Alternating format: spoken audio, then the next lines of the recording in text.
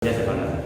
Nah, kembali ke ayat ini, ketika nanti matahari hancur, bahkan NASA sudah bilang, menurut penelitian NASA bahwa matahari akan hancur dengan sendirinya, karena saking sudah tuanya, saking sudah lelahnya itu matahari bekerja. Ya sama aja kita mobil aja kalau dipakai mulu lama-lama aus kan hancur. Matahari pun nanti akan hancur. Ketika matahari nanti akan hancur, kita nggak bisa bayangin, ya bumi akan seperti apa. Sementara bentuk bumi itu dibandingkan planet lain kecil banget. Jupiter aja kalau nggak salah, planet Jupiter itu ukurannya kurang lebih sekitar 15 kali besar dari bumi. Perbandingannya antara bola pingpong dengan bola basket. Jadi ini bumi ini Jupiter. Jadi perbandingan antara bumi dengan Jupiter sama saja bola pingpong lawan bola basket. Itu bagi Jupiter. Matahari jauh lebih besar. Baik, kalau kita gambarin kiamat itu luar biasa. Baik, kita mohon Allah mudah-mudahan nggak kebagian kiamat. Mudah-mudahan nggak kebagian. Tidak zulzalatin atau zilzalah apabila bumi digoncang dengan goncangan yang sangat dahsyat. Semoga kita baca. Kemudian di ayat berikutnya, wa akhrajatil ardu athqalaha, dan bumi mengeluarkan beban-beban berat yang dikandungnya. Ulama tafsir berbeda pendapat tentang beban berat yang dikandungnya. Ada yang mengatakan bumi itu mengeluarkan beban berat itu apa yang ada di dalam bumi akan keluar. Ya, tambang, batu, emas, mineral, lava, semua yang ada di dalam bumi semua akan keluar. Bisa dibayangkan ya. Ketika kita lagi asik main pusat atau lahat lewat gitu kan. Pokoknya luar biasa kejadiannya. Itu yang pertama. Yang kedua, pendapat ulama tafsir yang dimaksud bumi mengeluarkan isinya adalah seluruh orang yang sudah meninggal dunia dibangkitkan keluar dari dalam bumi. Yang mati sejak zaman Nabi Adam sampai di sangkakala sampai kiamat terjadi, seluruh manusia yang meninggal itu akan dibangkitkan, dikeluarkan dari perut bumi. Kenapa dikeluarkan dari perut bumi? Karena ketika malaikat Israfil meniup sangkakala, kita nggak usah pikirin kayak apa trompetnya, apa kayak telolet, apa nggak usah dipikirin deh. Ya, yang jelas ketika Israfil udah begini nih, dan ini trompet, basket trompet ya, itu dari mulut. Allah tinggal ngomong doang, tiup. Jadi sudah nempel di mulut.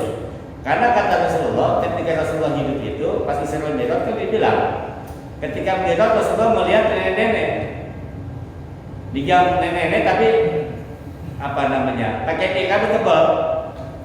Ya, nenek-nenek pakai dandan tebal. Kata Allah, itulah dunia. Dunia itu sudah tua, cuma selalu bersolek. Zaman Rasulullah dulu 1400 tahun yang lalu itu dibilang bumi sudah tua, apalagi sekarang. Tinggal tunggu hancurnya saja.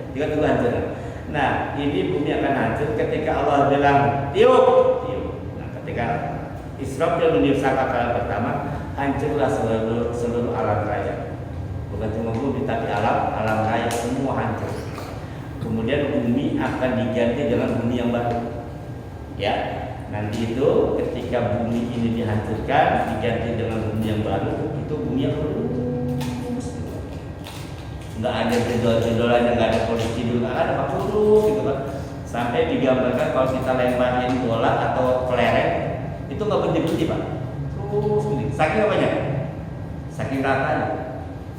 Kan kita kalau melindingin benda itu berarti kan apa? Karena adanya dataran yang tidak rata, makanya dia berganjal-ganjal.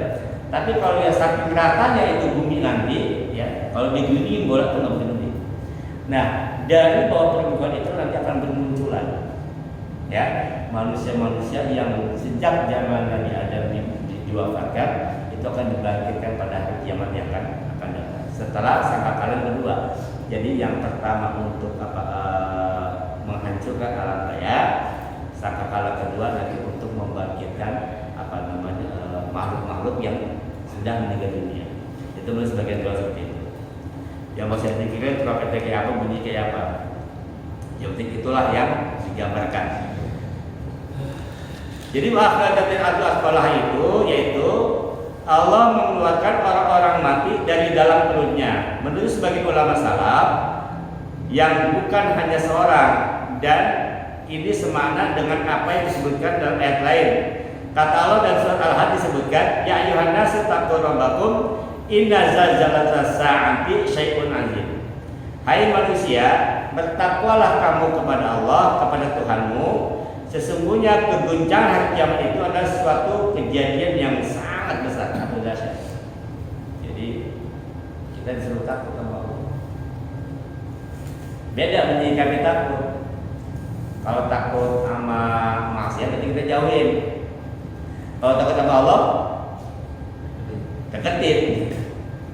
Jadi sama-sama takut, cuma beda menyikapi. Bapak takut sama pejabat, apa ya? Jangan sakit gitu, jangan dibikin kecewa. Takut sama atasan, jangan dibikin atasan marah. Nah, sama takut kepada Allah, bukan kita jauhi Allah, justru kita harus dekatin. Tapi kalau mau hantu, gitu kan, sama orang-orang jahat, sama penjahat, sama begal, kita harus jauhi. Nah, nanti itu hari kiamat, kata Allah Subhanahu wa taala dalam Al-Qur'an, azalzalatus sa'ah syai'un 'azim. Keguncangan pada hari kiamat itu sesuatu yang sangat dahsyat. Dalam firman lain Allah katakan, wa idzal ardu muddat wa alqat ma fiha wa takhalllat. Kata Allah di dalam surat Al-Insyiqaq, tidak sampai siapa itu. Wa idzal ardu muddat, apabila bumi diratakan. Ya, apabila bumi diratakan, wa alqat ma fiha wa takhalllat, dan memuntahkan apa yang ada di dalamnya dan menjadi kosong. Maksudnya itu semua yang ada di dalam bumi yang meninggal semua dibaring sampai tidak ada satu pun yang tersisa. Baik yang matinya utuh, mati yang nggak utuh, yang cuma separuh badan, yang hancur karena bom, yang macam-macam. Pokoknya nanti dibangkitkan dalam kondisi utuh. Kemudian Imam Muslim di dalam kitab Sahihnya mengatakan, ya, hadis dari Abu Hurairah yang mengatakan bahwa Rasulullah pernah bersabda. Kata Rasulullah gini, Tulkil ardu afala tadaka biha amsalun al-ustuani min ad-dhahbi wal fiddah.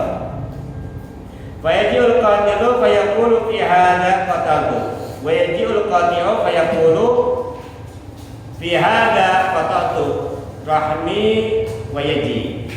Asarifu fayaqulu fi hadha qatatu yadi. Tsumma yad'unahu fala ya'khuduna minhu syai'an. Kata Rasulullah dalam hadis begini. Nanti bumi itu akan mengeluarkan semua isi perutnya seperti emas-emas, bukan emas ya. Emas. Kok jadi emas? Bukan jadi apa lagi. Maksudnya emas, perak, permata, pokoknya semua barang-barang mewah dikeluarin oleh bumi itu, dikeluarin di permukaan. Lalu kemudian datanglah pembunuh. Kata pembunuh begini, karena inilah dulu aku membunuh. Jadi banyak orang membunuh itu karena harta. Nggak segan-segan orang membunuh, orang berperang, orang menyakiti, dan itu karena harta. Nah, nanti di akhirat itu bumi akan mengeluarkan semua perhiasan yang ada di dalam itu, emas, perak, permata, semua dikeluarkan. Nah, pencuri ngomong ini karena inilah dulu saya membunuh orang. Kemudian datang lagi seorang yang memutuskan tali persaudaraan, silaturahmi, sama saudara nggak nanya, sama tetangga nggak mau nanya. Kata mereka, karena inilah aku dulu memutus hubungan persaudaraan. Karena dia dulu suka minta ditolong, saya nggak kasih. Karena dulu saya sibuk kerja, nggak kumpul sama keluarga, nggak kumpul sama tetangga. Itu karena apa? Karena ngumpulin harta sampai memutuskan silaturahmi. Kemudian ada lagi yang datang. Siapa yang datang? Yang datang adalah pencuri. Nah, pencuri ngomong, karena inilah dulu aku dipotong tanganku. Kan kalau hukum kisos kan dipotong tangannya. Ya, di Arab Saudi lah. Bapak mereka tuh udah melihat kan di Mekah tuh, di Madinah atau di Arab sana, itu pencuri itu tangannya dipotong, Pak. Kalau dia mencuri sekali, kemudian saksinya menyatakan kebenaran bahwa dia mencuri, dipotong ke tangan kanan, potong kanan, ya kan? Besok nyolong lagi, Nah, kayak nakal cuma sekali potong, besok nyolong lagi kedua kali dipotong kaki kiri, jadi hilang. Tangan kanan, nyolong lagi dipotong kaki kiri. Besok nyolong lagi dipotong tangan yang kiri. Masih nyolong lagi yang keempat dipotong kaki kanan, silang. Gak punya tangan, gak punya kaki. Makanya bapak kalau umroh lagi haji itu sekali tuh ada pengemis yang udah gak punya tangan, gitu kan, udah gak punya kaki. Kemungkinan dulunya pernah nakal. Kalau kita menuduh ya ada kemungkinan. Makanya kalau misalnya apa nih, kita lagi